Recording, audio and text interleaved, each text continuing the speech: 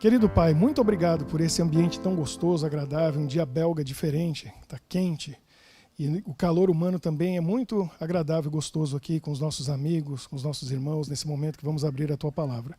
Vamos conversar um pouco sobre coisas relevantes e importantes para cada um de nós. Esteja conosco, toque a nossa mente, nosso coração com Teu Espírito, nos dê a presença dos Teus anjos, em nome de Jesus. Amém. Então, vou falar que esta série não foi ideia minha.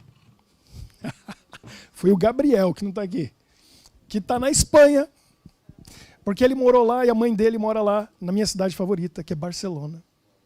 Se eu pudesse escolher um lugar para morar no mundo, ia ser lá. Eu iria morar, viver o resto da vida em Barcelona. Ah, perdeu metade da vida. Perdeu metade da vida. Vai uma vez, vamos junto. Me leva, vamos junto. É lindo, é uma cidade romântica, bonita, tem cultura, música, comida, o povo, a praia. A lista é grande, vou ficar o resto do dia aqui falando. Quem já foi sabe, né? Quem morou então, igual o Gabriel, por isso que a mãe dele está lá. Ia pôr minha mãe lá também, para ficar visitando minha mãe. Menos longe, que já está 8.000 quilômetros lá, perto de Brasília. Mas o Gabriel, a gente estava conversando e o Gabriel falou assim, ele falou, você já sabe o tema do mês que vem? Eu falei, ainda não, eu tenho uma lista que eu vou manter nas séries.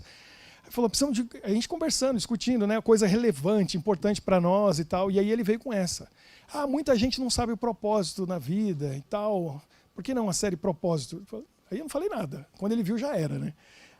Fico feliz que eu contribuí de alguma forma. Não, a ideia foi boa, né? A gente saber o nosso propósito não é importante?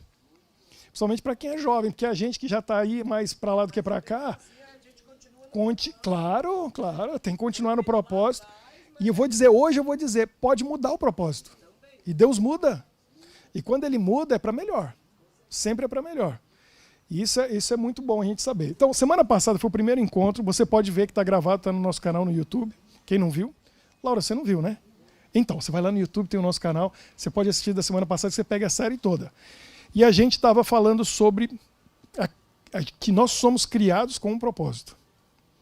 Ou não. Depende se você crê na criação. Para quem não crê na criação, a gente viu semana passada que o Richard Dawkins, o doutor, ele é biólogo, né, um doutor nessa área, e ele diz que tudo que a gente deixa é a continuidade do gene. O gene passa para a próxima geração. E vai passando, e você tem genes aí dos seus ancestrais, e você vai passar esse gene para frente. Se tiver filho, se não tiver, morre com você esse gene. Mas o gene, ele é egoísta, ele quer passar. Ele quer passar para frente. Quer ir adiante. E, né, Jean, e nunca é tarde, né, para passar o gene. Quantos anos você passou o gene para frente? 40 aí? 45, empatamos. Que eu também, com 45, passei meu gene pela frente pela primeira vez. Depois ainda consegui passar de novo. Não sei, né? Vamos ver. Está chegando aí o plano. Mas o gene é o que passa. E é o que fica. Porque a gente vira pó e acabou. Se for a sua crença. Mas se você crê na criação de Deus, Ele fez a gente com um propósito. Que propósito?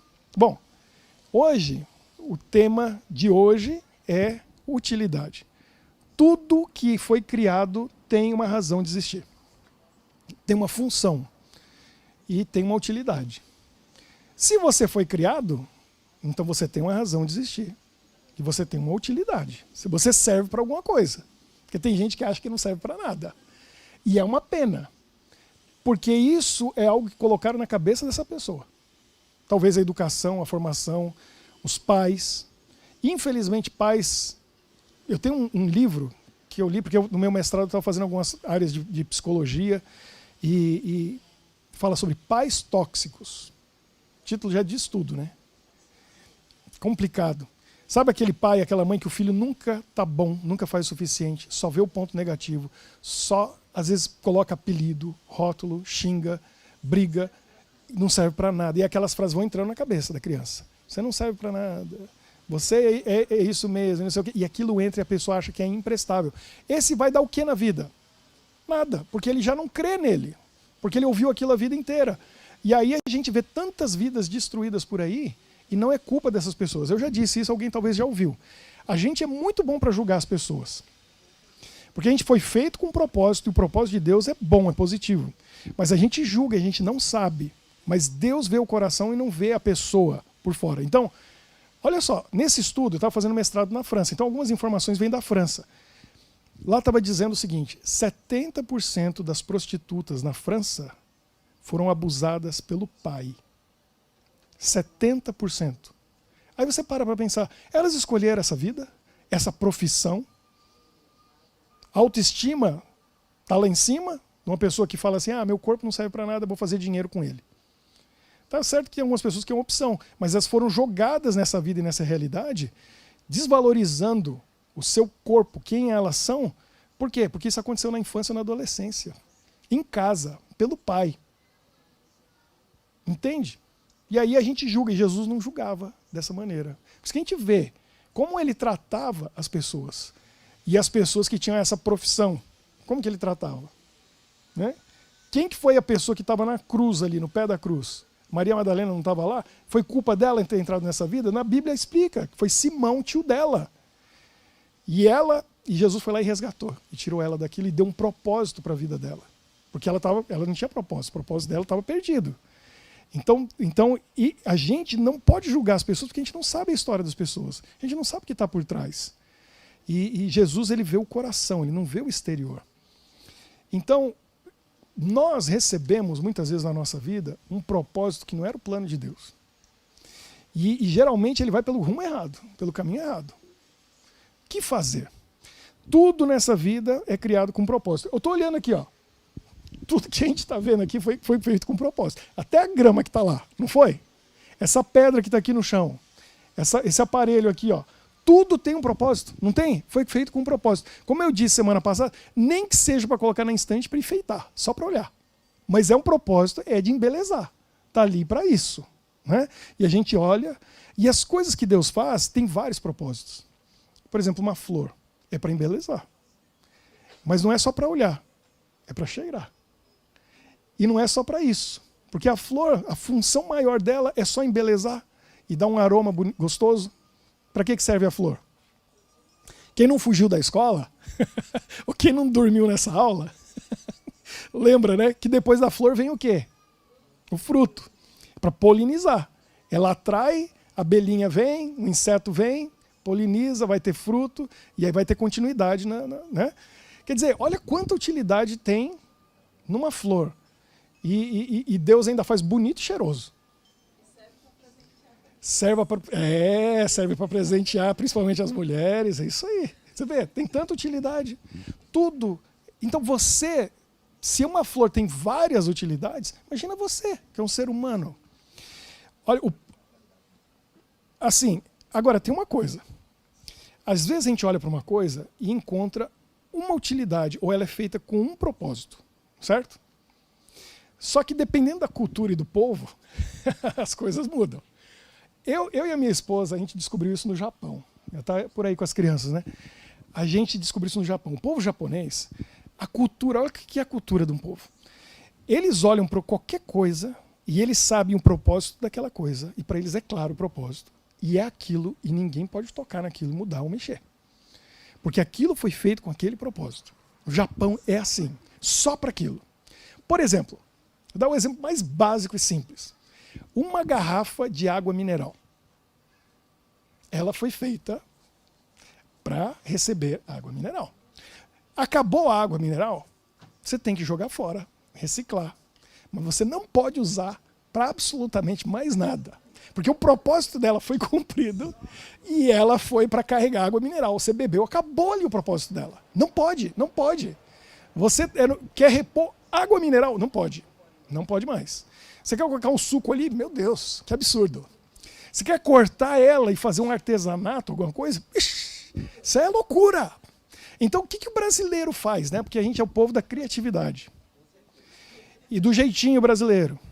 Né? E tem gente que não é brasileiro aqui? Cadê? Quem que não é brasileiro? Tem alguns aqui. Vocês convivendo com brasileiros, vocês vão ver isso. O povo brasileiro é criativo. Até demais. Chega a hora que a gente fala é criatividade demais. É ou não é? E nem sempre isso é coisa boa. Nem sempre é coisa boa.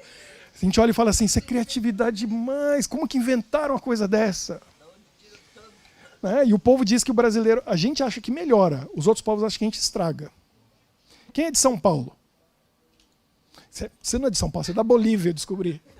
Sempre achei que era de São Paulo, é da Bolívia. Levanta a mão, sou de São Paulo. Nasceu na Bolívia, sou de São Paulo. Todo mundo quer ser de São Paulo, tá vendo? Ó, em São Paulo, o Pedro, isso o Pedro tem de bom. Cadê o Pedro? Melhor pizza do mundo. Isso é comprovado cientificamente. Saíram os chefes da Itália, rodaram o mundo nas principais capitais, voltaram para a Itália e falaram: melhor pizza do mundo a gente achou em São Paulo. Só que para alguns povos, o brasileiro não melhorou a pizza, estragou. Porque meteu o recheio lá onde nem devia. É borda recheada, é queijo com catupiry, é mais recheio que qualquer outra coisa. E o paulistano acha bom aquela pizza, né? Porque a gente mexe as coisas, é criatividade demais. O sushi, então. O que falam que o brasileiro fez com o sushi? Pô, criatividade e tal. Mas eu falo, não, loucura isso aí. Pizza Califórnia. O que é aquilo? É o quê? Com pêssego, com abacaxi, banana. Mas tem umas lá com chocolate branco. Agora, um dia eu levei minha esposa, que quem conhece sabe que ela come tudo bonitinho, tudo certinho. Mas um dia a gente foi num rodízio lá, ela jejuou o dia anterior e o dia posterior, para não ganhar nenhum... Mas detonou naquela pizzaria. E comeu uma, que, pizza boa, era chocolate branco com uva. Aquela uva branca, né? Uva verde. Tinha 3 assim. Que pedaço de pizza inesquecível. Eu vou te falar, prova um dia para você ver. Aquilo ali, a Michelle comeu uns 2 pedaços daquele. É muito bom. E o brasileiro, aí o pessoal fala, o brasileiro é criativo demais. Porque a gente acaba estragando as coisas de tanta criatividade. Né? Mas no Japão, é assim, a coisa é para aquilo, não pode ser usada para outra coisa. Aí o brasileiro vai lá, então, por exemplo, na fábrica, os brasileiros trabalhando nas fábricas lá, chegou a ter 300 mil brasileiros no Japão. E aí o brasileiro, ele é expert em fazer adaptação técnica. Vulgo gambiarra. Vulgo gambiarra. A gente dá o jeitinho. Mas a gente fala adaptação técnica para ficar bonito. Né? Mas é gambiarra. E aí, no Japão, é assim. Eles têm manual, eles leem o manual, eles estudam o manual, eles aprendem o manual e seguem o manual. Toda vez. Então, por exemplo, nas fábricas é assim. Quando vai atravessar uma parte que é meio perigosa, ele tem que avisar que vai atravessar. E eles têm um monte de gesto e coisa. Então, ele vai atravessar, o japonês chega ali, ele vai atravessar, aí ele tem que avisar para todo mundo que ele vai atravessar. E tem um risco na fábrica e tal. Então ele faz assim, ele faz um movimento para frente, para o lado, para cima, para o lado, e aí ele passa, para todo mundo ver. Quando ele faz esse gesto, todo mundo, ele vai atravessar. Mas aí, de tanto repetir, o japonês já chega e faz... E vai embora. Mas ele tem que fazer, porque está no manual. Aí dava problema na máquina. Isso aí os brasileiros trabalham em máquina em fábricas de peças de carro, geralmente automotiva, fazendo peças para os carros. Toyota, Nissan, Honda e vai embora, né? Ou ele trabalha nas fábricas de obentô, que é uma coisa que japonês... Obentô é uma marmitinha que todo japonês come todo dia. E tem nas lojas assim, de conveniência, você compra, ela tem arroz, aquele arrozinho branquinho, e aquele negócio fica lá sem resfriar. Por 3 dias. Arroz, 3 dias. É um conservante que eles põem, que aquilo ali, os brasileiros começaram a comer isso aí lá, quando chegavam lá, eu vi essas histórias. Dava 2 semanas, estava no médico, estava no hospital, com problema no estômago, no intestino, porque é o excesso de conservante, comendo aquilo todo dia. É uma loucura. Mas aí tem as fábricas de alimentos e os japoneses, os brasileiros estão trabalhando lá nessas fábricas, fazendo esses obentô. E aí dá um problema na máquina. Primeira vez que aconteceu. Aí o brasileiro chama o supervisor. Aí o supervisor segue o manual.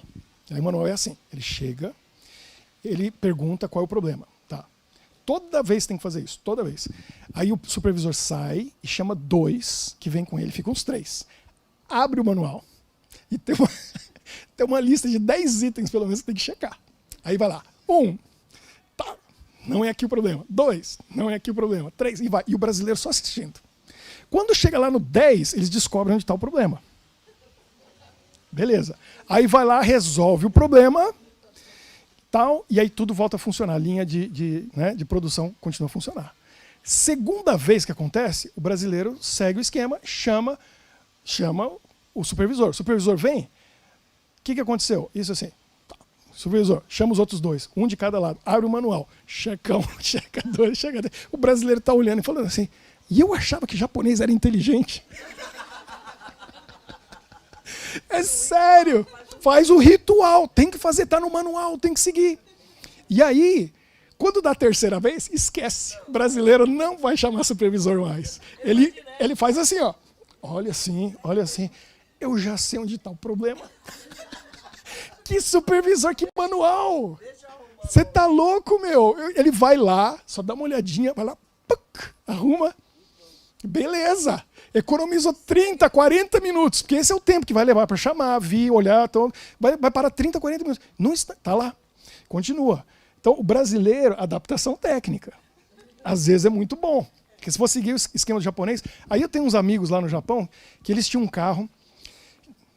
Assim, brasileiro quando sai do Brasil, ele consegue certas coisas que no Brasil ele nunca ia conseguir. Né? Eu lembro nos Estados Unidos, eu tinha uns amigos lá que tinha... Eu lembro que ele comprou um Jetta, que era um carro da Volkswagen na época no Brasil. No Brasil nunca ia conseguir comprar. Nos Estados Unidos foi assim, pá, fácil. Né? Eu mesmo comprei um computador esses dias, estava falando com a Alessandra. Que no Brasil, eu fui olhar o preço no Brasil. Meu computador, R$24.000. Sabe quanto que eu ia comprar no Brasil? Mas nem usado. Porque eu fui ver o preço do usado também. Eu falei, mas nunca que eu ia comprar. E aqui assim, ó.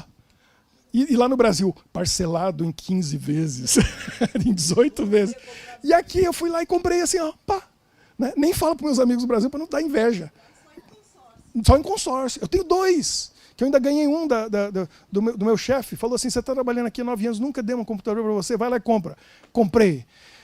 E então o brasileiro sai do Brasil, aí ele fica assim, né? Aí os caras lá no Japão compraram aqueles carros esportivos que via nos filmes, achava legal, e ainda fazia as adaptações técnicas. Rebaixa o carro, faz os negócios, entendeu? Dá aquele upgrade no carro, né? Deixava... E aí, estavam indo para o acampamento da igreja, o pessoal quebrou o carro no caminho. Pararam, viram a mecânica, pararam, chegaram lá e explicaram para o japonês. Ó, o carro deu problema e tal, tal. O japonês foi lá olhar. O mecânico. Veio 2, 3 assim. Eles olharam. Aí eles olhou, falou, não posso mexer no seu carro. Por quê? Porque a gente é vamos dizer, da Honda. E a gente é autorizado a fazer revisão e consertar os carros da Honda que não sofreram alteração.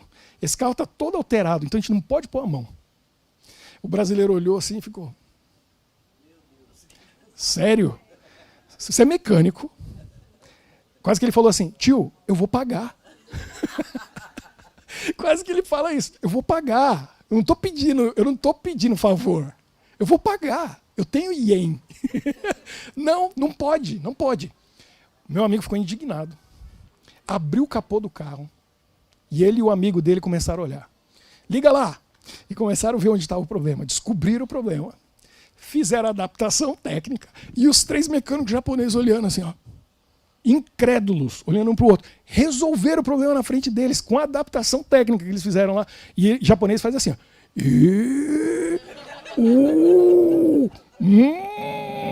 Eles são bons em interjeição. É um negócio fantástico. Fechou o carro. Eles olharam assim. Arigatou gozaimasu. Muito obrigado. Entraram e foram embora e o carro funcionando. Com a adaptação técnica. Mas japonês é assim. O propósito é um só. É aquele e não tem outro. Vou dizer uma coisa para vocês. A Bíblia não ensina assim. Com Deus não é assim. Deus não tem plano B. Ele tem plano B, C, D, F, G, infinito. Deus tem solução para tudo. Não deu certo o propósito A, ele vai para o B. Não deu B, ele vai para o C. E ele tem opção e opção em cima de opção. E ele resolve tudo e ele consegue mudar. Então, se o propósito da sua vida falhou e não deu certo, creia, Deus tem um propósito melhor. Quer ver? Olha só. Ah, é. Deus é brasileiro. A gente sabe melhor que ninguém. Aqui também tem uns belgas que são bem na caixinha, né? A gente só sabe fazer aquilo daquele jeito. É aquele que abre a caixa Tetra Pak, né? E espirra tudo fora. Porque ele não descobriu ainda que se virar o contrário, não derrama fora, né? Mas ele nunca vai virar, porque foi feito para fazer assim. Né? Se virar, vocês já perceberam? Vira para você ver. O ar entra por cima, mas nunca vai dar certinho. Brasileiro não tem problema nenhum. Vamos virar, não tem problema, vira aí. Né? A gente faz adaptação técnica, não tem problema não. Agora, olha só. Jesus estava ensinando isso para um povo lá naquela época. Porque Jesus, eu amo isso. Jesus veio com um propósito. Tinha ou não tinha um propósito? Jesus tinha claro o propósito dele. Ele cumpriu e não estava nem aí. Passou por cima de tudo e todos. Eu gosto do termo assim, Jesus revolucionário. Porque ele revolucionou. Revolucionou a história do mundo, revolucionou Israel, revolucionou tudo. Foi contra tudo e todos. Eu falei para vocês já, né, que eu gosto daquela abertura do Chosen, que é os peixinhos, né? Os peixinhos todos indo numa direção assim, aparece um vindo ao contrário. Esse é Jesus. Nadando contra a correnteza. Aí um se liga e fala, opa, vamos lá. E aí outro vira e começa todo mundo ao contrário. Porque ele era revolucionário, ele foi fazendo tudo ao contrário. E ele foi ensinando os discípulos dele a fazer isso. Por quê? Olha só, Lucas 5. Quem tiver a Bíblia ou o telefone aí, pode olhar. A gente vai ver daqui a pouco um texto aqui. Ele revolucionou a vida desses discípulos, que achavam que o propósito da vida era um. E ele veio e deu o outro. Muito maior, muito melhor. Eles estavam assim, eles estavam desacreditados neles mesmos. Porque os sonhos deles nunca iam se realizar. Nunca, não ia. Não tinha como. E Jesus vem e deu um propósito para eles que era outro, um plano B, inacreditável. Como que funcionava a coisa naquele tempo? Olha, em Lucas 5, está falando do encontro de Jesus com Pedro, André, Tiago e João. É a musiquinha que meus filhos cantam quase todo dia lá em casa. No barquinho, no Mar da Galileia. Eles cantam todo dia. Tão louco para ir lá no tal do Mar da Galileia, né? Eu e o Jean já estivemos juntos lá, né, Jean? Passear de barquinho lá. A Lê também, né, Lê? Já passeamos lá. Sua mãe disse que está querendo ir. Vai sair ano que vem. Porque olha só que legal. Quinta-feira, uma pessoa entrou em contato comigo e falou assim, já vou falar aqui que vocês já vão entender. Pastor, por favor, sabemos que vai a Israel. Que língua linda, né, da Espanha. 8 pessoas. Ih, vai sair. Já veio com 8 nomes. Tudo certo. Então, ano que vem estamos indo para lá, para o Mar da Galileia de novo. E aqui no Mar da Galileia, Jesus se encontra com eles e faz o primeiro milagre dos peixes, da pesca miraculosa. Lembra da história? Eles tinham acabado de pescar a noite inteira, chegaram, e aí Jesus encontra com eles e fala assim, não, joga aí, joga a rede aí. E pegaram muitos peixes. E Pedro cai de joelhos no chão. E eu vou ler aqui daqui a pouquinho isso aqui, porque antes eu quero explicar para vocês uma coisa. O que aconteceu ali nesse dia? Jesus foi lá para dar um propósito diferente para aqueles discípulos. Um propósito novo. E em Israel funcionava assim. Hoje, o que é uma profissão no Brasil, aqui na Bélgica, ou em algum outro lugar, que a mãe e o pai olham para o filho e sonha? Meu filho vai crescer e vai ser médico. Geralmente, né? O sonho do pai, da mãe, meu filho vai ser médico. Na época de Jesus, médico era escravo. Nenhum pai e mãe queria médico para o filho. Lucas, que escreve o evangelho ali, o terceiro, era médico, era escravo. Então, não era status ser médico. Não tinha salário bom, não era um trabalho bom, não era reconhecido, não tinha nada. Naquela época, o top era ser rabino. Rabino era o cara. Professor de Bíblia. A Bíblia da época. Hoje, vulgo pastor. Como o mundo mudou, né? Ninguém está querendo isso aí. Esse sonho aí, meu filho vai crescer, vai ser rabino, vai ser pastor. Pergunta para minha esposa. Está proibido. Não, lá em casa é assim, ó, tem 2 meninos, ela até cuida um pouco assim com as coisas, né? Porque eles ficam brincando de igreja em casa e tal, refuginhos, negócio lá, eles brincam. Mas é proibido. Assim, meu filho vai ser bailarino, mas pastor não vai. Tá quase nesse nível. Tá quase nesse nível aí. É sério, mas na época era isso. Todo sonho de pai e mãe é meu filho. Porque se o filho fosse rabino, era top do top em Israel. Como que se tornava rabino? Ah, você acha que era fácil? O negócio era difícil. Era assim, ó, começava com 6 anos de idade. Por 6 anos, a criança ia estudar a Torá. Sabe o que é a Torá? O que é a Torá? Hã? São 5 primeiros livros da Bíblia, o Pentateuco. E ele ia decorar e saber palavra por palavra desses 5 primeiros livros da Bíblia e interpretar, explicar, ele ia ficar doutor naqueles 5 primeiros livros da Bíblia. Quando ele chegava com 12 anos de idade, aí tinha um teste, tinha uma prova.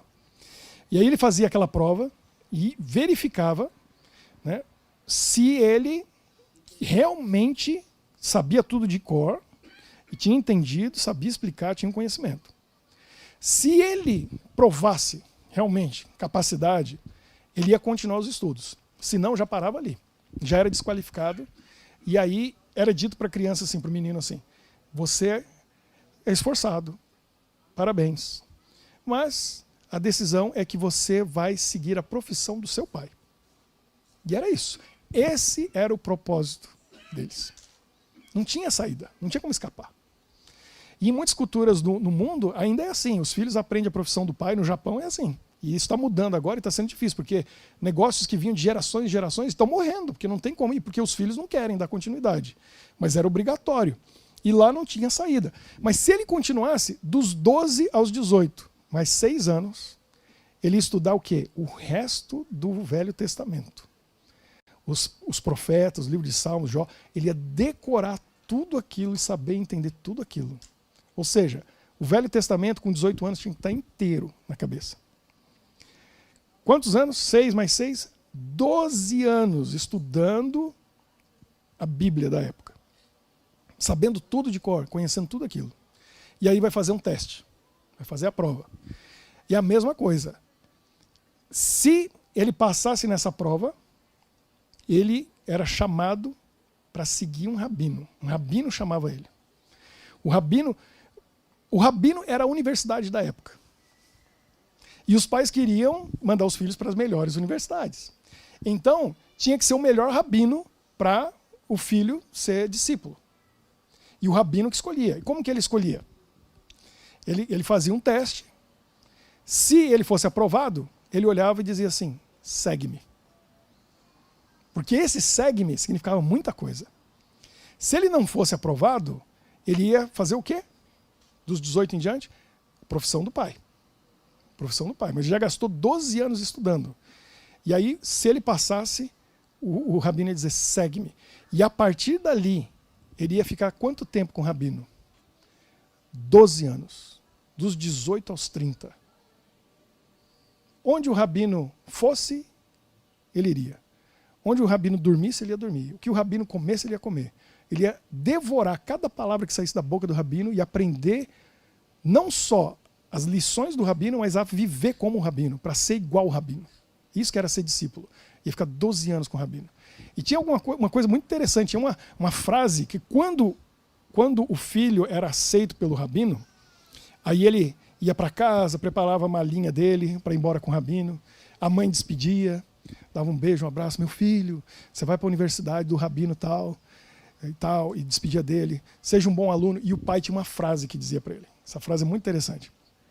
O pai dizia assim para o filho, meu filho, olha só que interessante, dizia assim, que somente o pó da sandália do rabino te cubra dos pés à cabeça. Vai com Deus. Por quê? Olha que interessante. O rabino ia pelas estradas, né, de Israel, e os discípulos vinham atrás. Se ele fosse o último da fila, Jesus tinha 12. Se ele fosse o Judas, lá no fim da fila, o pó de todo mundo ia passar por ele. Então por isso que o pai dizia, somente o pó da sandália do rabino te cubra dos pés à cabeça. Ou seja o primeiro da turma. Fica atrás do rabino, colado nele. Pode ninguém. Não pode ninguém, só do rabino. Você fica colado nele, aprendendo tudo. Seja o melhor aluno. Era isso que o pai estava dizendo. Agora, Pedro e André, 2 irmãos, o que eles faziam? Qual que era o propósito da vida deles? Qual que era a profissão deles? Pescadores. Por quê? O pai era pescador. Eles estudaram. Passaram no vestibular? Não passaram. Rodaram. O propósito e o sonho deles, já era. Vou ser pescador como meu pai. É o meu propósito, para o resto da vida. João e Tiago, irmão, eram o quê?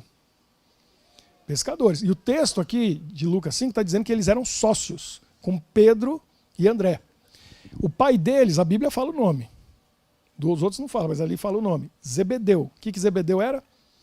Pescador. O propósito deles era ser pescador. Mateus, o que Mateus fazia? Cobrador de impostos. Era o propósito da vida dele. E assim por diante, cada um dos discípulos. Eles não passaram no vestibular, eles foram rejeitados. E por isso eles estavam seguindo outras profissões. E aí um dia aparece Jesus. E Jesus olha para eles, Mateus, e só diz uma palavra. Fez prova. Não precisou fazer a prova do vestibular. Porque Jesus já conhecia o coração. E aí Jesus olha para Mateus e só falou para ele assim, ó, segue-me. Já entendia na hora, já sabia o que isso queria dizer. Mateus, ó, fechou tudo, largou tudo, falou, adeus, propósito A, vou para o plano B, que é muito melhor. E foi seguir Jesus. E aí a mesma coisa ele faz com João, com Tiago, com Pedro, com André. E aí olha só o que diz o texto aqui. Lucas 5.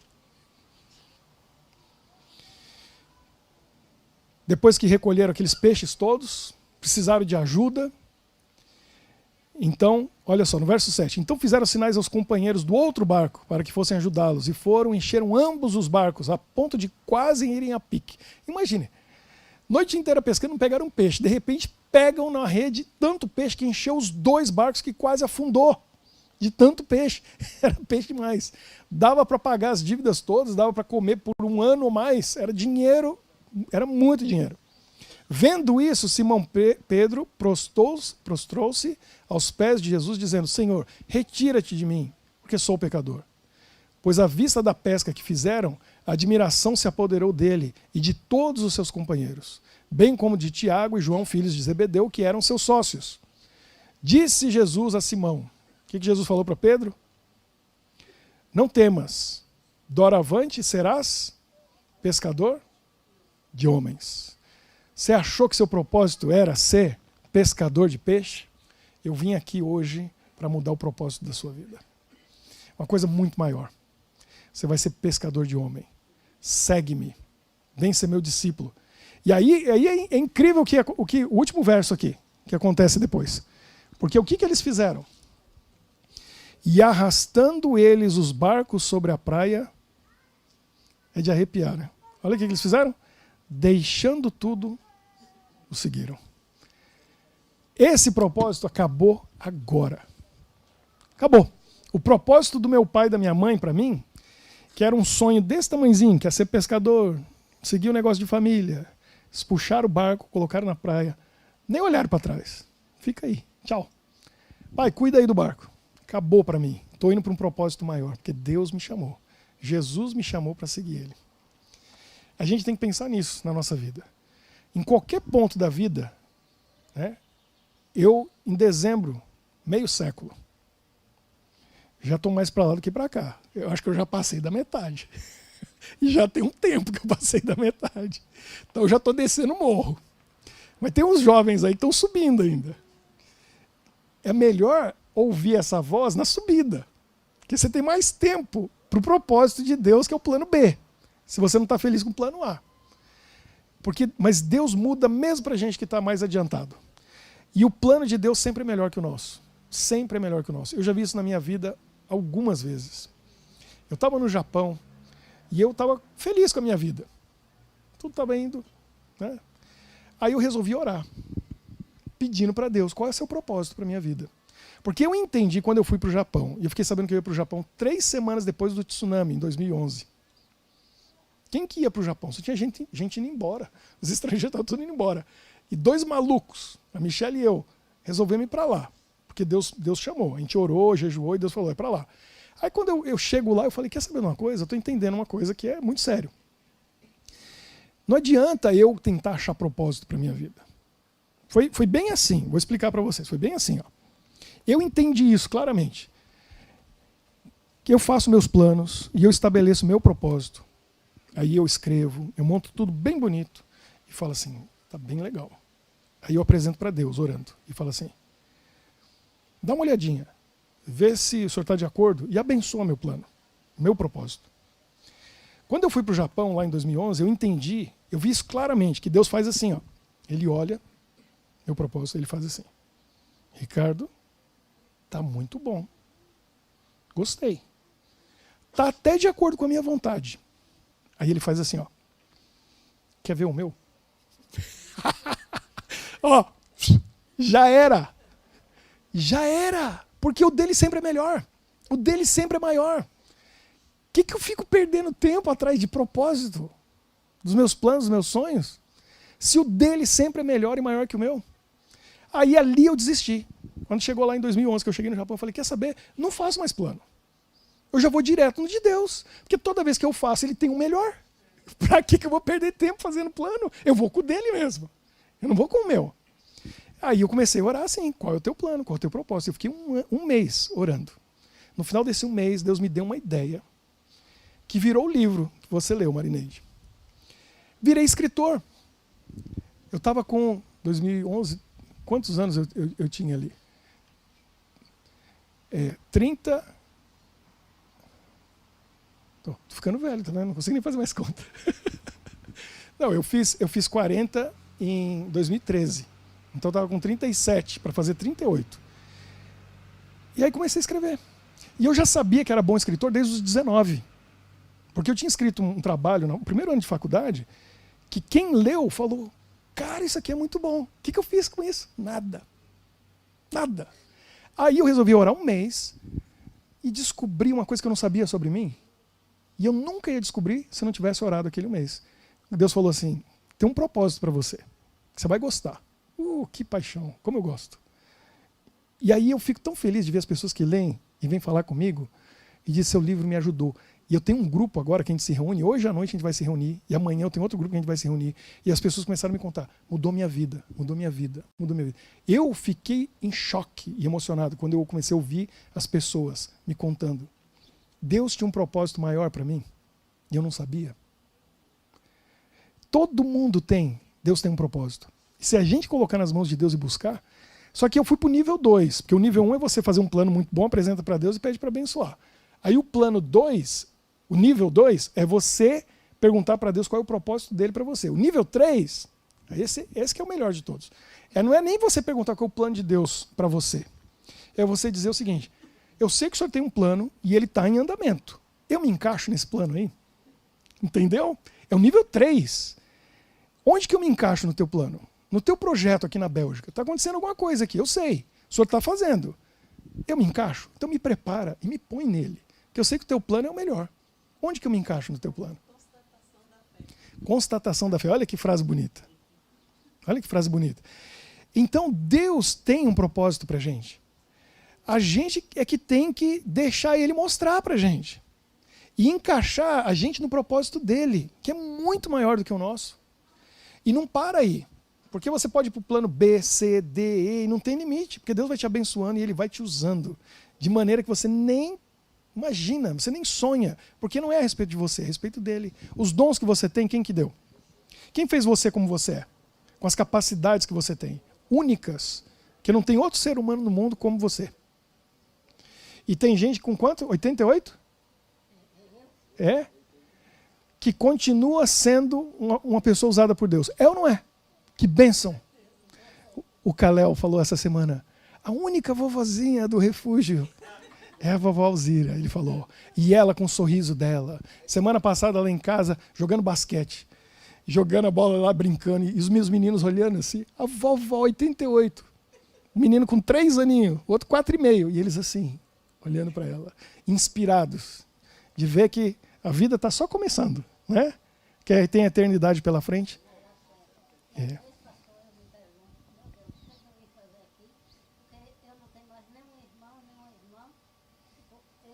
Ficou sozinho, não tem mais nenhum irmão, nem irmã, mas tem filhos e netos, não tem? Que propósito na sua vida. E as pessoas veem Deus na sua vida. E você é uma bênção para todas elas, uma inspiração para mim e para tantas pessoas. Deus tem um propósito para todos nós. É só a gente deixar e Ele vai usar. E se o propósito não está dando muito certo, Deus muda. Rapidinho. Ele chega, faz um milagre. Pedro, André, ele falou, segue-me. Acabou, mudou tudo. E aí o propósito de Deus sempre é maior, sempre é melhor. Então a gente tem que confiar nele e orar e pedir. Qual é o seu propósito? Mostra para mim. Porque a nossa vida pode até estar boa. A gente está gostando do que está acontecendo. Ainda pode ser melhor. Ainda pode ser melhor. E se está ruim, Deus conserta tudo. Conserta. E encontrou com Jesus, mudança vai acontecer. Um dia a gente vai estudar sobre isso. Todas as vezes que alguém se encontrou com Jesus, a pessoa foi transformada. A realidade dela mudou. Bartimeu encontrou com Jesus, saiu vendo. João capítulo 9, um jovem cego de nascença. Encontrou com Jesus, estava vendo. 38 anos, paralítico no tanque de Betesda. Encontrou com Jesus, saiu pulando. Não sei nem andando, saiu pulando. Feliz da vida. Todo mundo que encontrou com Jesus encontrou um propósito. E mudou a vida. A gente tem que ter um encontro com Ele todo dia. Que a nossa vida vai ser transformada todo dia. E o propósito vai ser transformado todo dia. Eu quero ouvir de vocês os testemunhos. Dizendo, Deus já tinha um propósito na minha vida e agora é maior, melhor. Deus vai fazer. Você só tem que buscar e pedir. Qual é o propósito para a minha vida? Deus muda, transforma, aumenta, expande. E aí a gente vai a lugares que nunca imaginou que iria. A gente vê coisas que nunca imaginou que ia ver. E a gente é usado de uma maneira que nunca imaginou que seria usado. Porque o propósito de Deus para nós sempre é maior que o nosso. Vamos fazer aquela nossa oração de círculo aqui? Quem quer vir aqui? Vem aqui para a gente pedir para Deus o propósito. Um propósito maior, melhor. E ajudar a gente a entender que as coisas não têm um propósito só. Seja mais brasileiro, da gambiarra. Vamos fazer as adaptações técnicas na vida. E vamos procurar propósitos para as coisas que não têm um único propósito. Tem muitos. Quem mais quer vir? Pode vir, dá tempo. Muito bem. Olha só, quem construiu essa casa tinha um propósito, né? Que era morar uma família. Deus falou assim, eu tenho um propósito maior. Não é, Maurício? Chega aqui, chega aqui. Deus tinha um propósito maior para essa casa. Olha o que vocês fizeram. Vieram morar aqui? Deus falou, é aqui que vai ser um lugar de luz. E é isso que está acontecendo. O japonês olhar para casa e falar, casa é para morar, não pode ser igreja. Nunca ia rolar, né? Tá bom, vamos fazer a nossa oração. Nosso Deus, muito, muito, muito obrigado pela Tua palavra que nos mostra o amor de Jesus e o Teu amor para conosco. Obrigado pelo Teu propósito na nossa vida. O propósito primeiro, quando nascemos, viemos a existir, e os propósitos que estamos descobrindo ainda, que o Senhor tem nos transformando, nos moldando à semelhança de Jesus e nos mostrando que podemos ser muito mais do que somos. Podemos fazer muito mais do que queremos, imaginamos e sonhamos, porque o Teu propósito sempre é maior e melhor. Abençoe cada um de nós, para que possamos descobrir esse propósito e ser transformados, buscando um plano B, C, porque o Teu plano sempre é melhor e maior que o nosso. Abençoe cada um que está aqui hoje, que ouviu esta palavra de esperança, de fé. Também aqueles que estão online, assistindo agora e também assistirão mais tarde, em algum outro momento. Abençoe a cada um, dando a nós um propósito grandioso para a honra e glória do Teu nome. Pedimos e oramos por essas bênçãos em nome de Jesus. Amém.